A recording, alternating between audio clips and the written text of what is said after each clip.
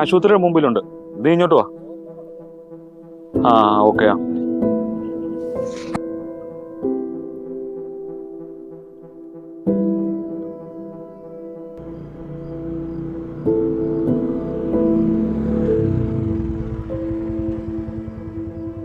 എന്നാ നാടി, കുറെ നാളായല്ലോ നിന്നെ കണ്ടിട്ട്. എന്നാ പറയാനാടാ, ഓരോരോ തിരക്കുകളാ. കൂട്ടുകാരെ കാണാനൊക്കെ കുറച്ച് സമയമൊക്കെ മാറ്റി വെക്കാം, പ്രത്യേകിച്ച് ദിവസം എണ്ണിയിരിക്കുന്നവരെ. അതല്ലടാ ഞാനിപ്പോ തന്നെ വന്നത്. അതെന്തായാലും നന്നായി, അല്ലേ പിന്നെ നീ വിഷമിക്കേണ്ടി വന്നേനെ. ആ അതൊക്കെ പോട്ടെ, നീ എന്നെ കാണുമെന്ന് പറഞ്ഞു. ഓ അതൊക്കെ ഓരോ പൂതികൾ. നീ വാ, നമുക്ക് ഓരോ ചായ കുടിച്ചിട്ട് പറയാം. എടേ, എനിക്കൊന്നും നേരമില്ല, നീ വിളിച്ച കാര്യം പറയാം. 100 കൂട്ടം പരിപാടി ഉള്ളതാ. നിന്റെ തിരക്കൊക്കെ കഴിഞ്ഞു വരുമ്പോ ഞാൻ ഉണ്ടാവണമെന്നുണ്ടോടാ? ഇല്ലടാ, കുഴപ്പമൊന്നുമില്ല. നീ പറഞ്ഞു, തിരക്കൊക്കെ പിന്നെ അവിടെ കിടന്നോളൂ. എടാ, എനിക്കൊന്ന് കടല് കാണണം, പറ്റുമോ? അത്ര ഉള്ളോ? നമുക്ക് പോയേക്കാടാ, അതൊന്നും ഒരു വിഷയമുള്ള കേസല്ലല്ലോ. സാധിക്കാത്ത ഒത്തിരി ആഗ്രഹങ്ങളുണ്ടാ, അതിനൊന്നും ഇനി സമയം തികയില്ല. മനസ്സിൽ കിടന്നിരമ്പുന്ന ആ കടലെങ്കിലും ഒന്ന് കാണാൻ പോകണ്ട.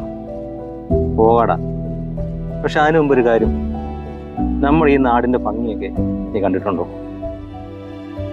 അതൊക്കെ നിനക്കൊന്ന് കാണണ്ടടാ. അതിനൊന്നും എനിക്ക് സമയം കിട്ടിയില്ലടാ, ഫോട്ടോ അല്ലായിരുന്നു, അതിനിടെ വീണും പോയി.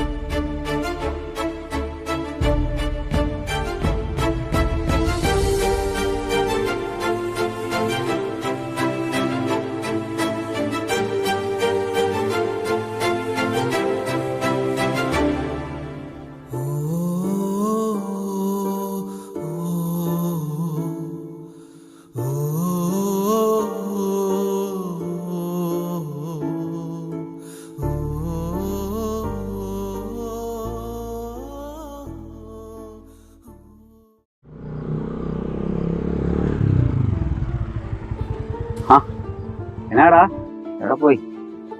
ഇവനെ കൊണ്ടൊന്ന് കറങ്ങാൻ പോയതാ. എല്ലായിടത്തും പോയടാ? ആ, എല്ലായിടത്തും പോയി. ഇനി ഇവനെ വീട്ടിലൊന്നും കൊണ്ടുവിടണം. എന്നാ പോടാ. എന്നാ ഓക്കേടാ, വിട്ടോ. ഇവനെങ്ങനെ വട്ടാണോ? ഇവൻ ആന ബൈക്കിന്റെ പിന്നെ ഇരിക്കുന്ന ആരെയും പറയുന്നത്? ആരെയും കാണുന്നില്ലോ. അവന് മാത്രം കാണാവുന്ന ഒരാളെ അവന്റെ ബൈക്കിന്റെ പുറകിലുണ്ട്. കളിയാ തിരക്കും വട്ടായോ?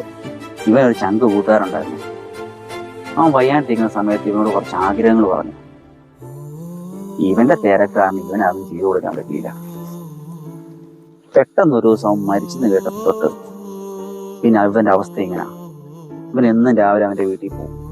ഇവന് മാത്രം കാണാവുന്ന കൂട്ടുകാരനെ ബൈക്കിന്റെ പുറകെ കയറ്റി ഇരുത്തി നാട് മൊത്തം ചുറ്റും.